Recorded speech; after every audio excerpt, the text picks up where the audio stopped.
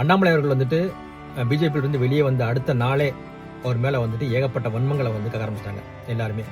திமுக பத்திரிகையாளர்கள்லாம் பார்த்தீங்கன்னா வந்துட்டு எப்படி சொல்கிறாங்கன்னா, அண்ணாமலை அவர்கள் வந்து இந்த கட்சிக்கு பாரதிய ஜனதா கட்சிக்கு ஜாயின் பண்ணதுக்கு காரணமே என்னென்னா வந்து தனக்கான அங்கீகாரத்தை வந்து எடுத்துக்கிட்டு இவங்களை பயன்படுத்தி தனக்கான அங்கீகாரத்தை வந்து எடுத்துகிட்டு தனக்கான அங்கீகாரம் வந்த உடனே வந்து வெளியே போயிடணும் அப்படின்றதான் வந்து ஒரு நோக்கமாகவே இருந்துச்சு. அதில் தான் வந்து ஒரு கட்சியிலேயே வந்து ஜாயின் பண்ணார் அப்படின்ற மாதிரிலாம் கக்க ஆரம்பிச்சிட்டாங்க. அப்போ இவங்களோட வன்மம்லாம் எந்த அளவுக்கு இருக்குன்னு பார்த்துங்க. வெளியே வந்த உடனே இவ்வளோ வன்மங்களை கக்குறாங்க அவங்க. அப்போ வந்து கட்சிக்குள்ளே வந்து அண்ணாமலை இருந்து பயணிக்கும் போது அண்ணாமலைக்கு எவ்வளவு ஒரு அதிகமான ஒரு அழுத்தங்களை வந்து இவங்கெல்லாம் கொடுத்துருப்பாங்கன்றது நினைச்சாலே வந்து பயங்கர வியப்பாக இருக்குது. கண்டிப்பாக வந்து அண்ணாமலை அவரோட பாயிண்ட் வந்து ரொம்ப கிளியராக இருந்துச்சு. கட்சியில் ஜாயின் பண்ணும்போதே வந்துட்டு அவருக்கு இருக்கிற பாயிண்ட் வந்து ரொம்ப கிளியராக சொல்லிட்டார் அவர்.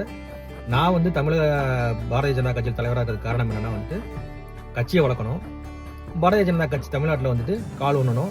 ஏன்னா வந்து பாரதிய ஜனதா கட்சி வந்து தமிழ்நாட்டில் வந்துட்டு எங்களுக்குன்னே தெரியாது, அவங்களாம் வந்து நோட்டா கட்சின்ற மாதிரிலாம் தான் சொல்லிட்டு இருந்தாங்க முன்னாடி வந்து.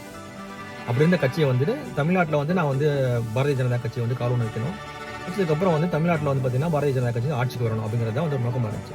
ஒரு தலைவராக அப்படி தான் பேசினவர். அந்த நோக்கம், அவரோட நோக்கம் வந்துட்டு கண்டிப்பாக சரியான நோக்கம் தான். அது தப்புலாம் யாருமே சொல்ல முடியாது. கண்டிப்பாக அதுக்கான முயற்சியை தான் வந்து எடுத்தார் அவர். இன்னும் சொல்லப்போனால் பார்த்தீங்கன்னா வந்துட்டு நானும் கிட்டத்தட்ட வந்துட்டு ஒரு 20-30 வருஷமாக தமிழ்நாட்டில் அரசியல் இதெல்லாம் வந்து பார்த்துருக்கோம்லாம் வந்துட்டு பாரதிய ஜனதா கட்சி அப்படிங்கிற ஒரு கட்சியே வந்துட்டு இருக்கிறது வந்து மக்களுக்கு கிராமத்துலலாம் போனீங்கன்னா வந்துட்டு யாருக்கும் பெருசாக அதெல்லாம் தெரியாது சொன்ன கூட. அப்படிதான் இருந்துச்சு, அதான் உண்மை. நாங்கள் வந்து ஸ்கூல் போகும்போது காலேஜ் போகும்போதுலாம் பார்த்தீங்கன்னா வந்து பாரதிய ஜனதா கட்சிலாம் பார்த்தீங்கன்னா வந்து பெருசாக வந்து ஒன்றும் இருக்கிற இடமே தெரியாது. கண்டிப்பாக கட்சி கொடியை வந்து நான் வந்து பார்த்ததே கிடையாது. பாரதிய ஜனதா கட்சி கொடி வந்துட்டு பறந்து எந்த கிராமங்கள்லையும் வந்துட்டு நான் வந்து பார்த்ததே கிடையாது.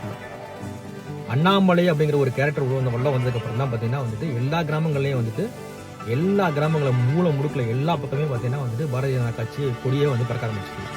இதை மறுக்கவே முடியாது. கண்டிப்பாக ரெண்டாவது நரேந்திர மோடி அவர்களை பற்றின ஒரு பிம்பம் தமிழ்நாட்டில் வந்துட்டு மோடியை வந்து ஒரு மிகப்பெரிய ஒரு எதிரியாக தான் வந்துட்டு சித்தரித்து பேசுவாங்க ஃபுல்லாக தமிழ்நாட்டில்.